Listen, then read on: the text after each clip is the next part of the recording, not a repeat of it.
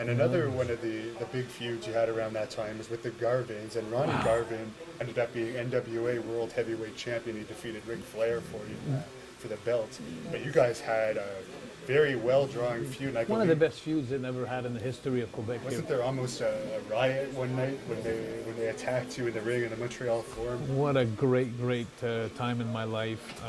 Jimmy Garvin and Ronnie Garvin with Precious as their manager, the girl with the spray can. Yes. And my brother Raymond and I, and we went into Montreal Forum, and for about 3-4 months, every night, Monday night at the Paul Sauvé Arena, every week, they were beating their opponents and we were beating our opponents. It was a clash, almost like me and Big Boss Man got together. Right. So it was a clash that was built, and the Garvins were good. They were good entertainers. But Ronnie was a rough guy and Jimmy was the sarcastic one. But people believed in them.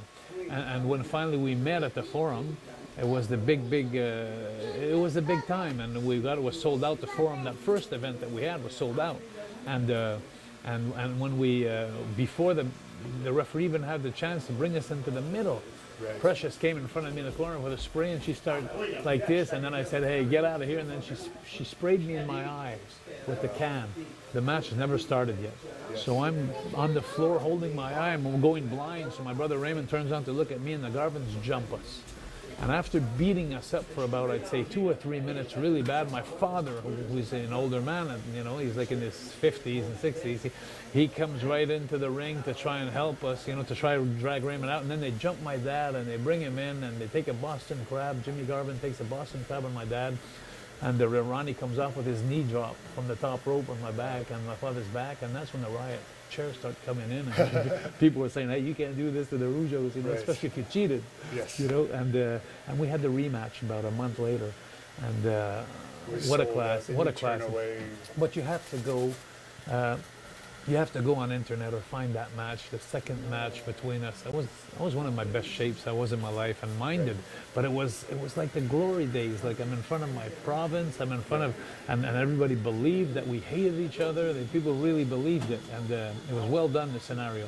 And when we, you'll see the attack we have in that match. It was like, it's an awesome match. If ever you guys have a chance to see it, it's really great. And I was lucky enough about 15 years later to see the 2 rematches that you guys had in Montreal. Yeah, for Lutte International. Really? So you saw them? Oh yeah, I was there for both of them. Ah, it was great. Wasn't that? Exchanged the titles.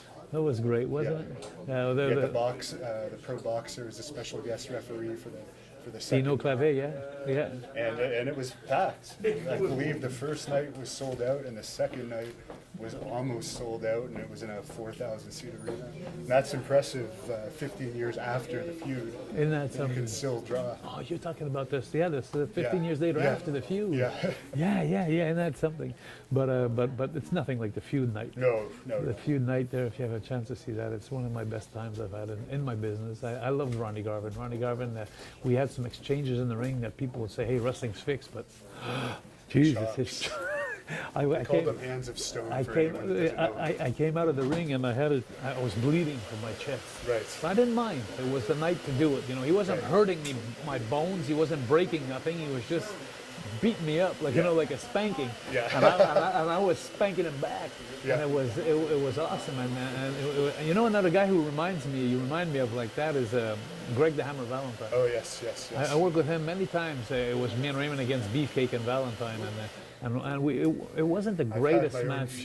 Did you? Greg Valentine. Did you? Oh my God! So you know what I'm talking about. It wasn't the greatest matches, but Greg and I, it was the most believable. Like when he was. Well, he lays it. One thing I respect about Greg Valentine is he's very slow moving, but everything believable. Is solid and believable. Look at my eyes, believable. Yes. And his father, actually, is one of my favorite wrestlers, Johnny Valentine. Wasn't that something? He wrestled my dad here so many years, and he used to that big forearm. He used to do, and he put the guy in the rope, and he put his chin back, and then he'd give that big forearm, bang. That was almost his finish hold that he used to do. Yeah. And it was long blonde hair. I remember him. I was young. Right. I was young. I was like 8, 9 years old, I think, and Johnny Valentine against my dad.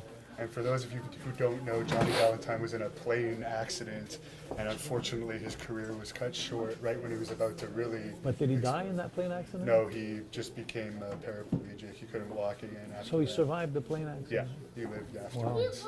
But it was tough for him. I guess so, because what a charismatic wrestler he was.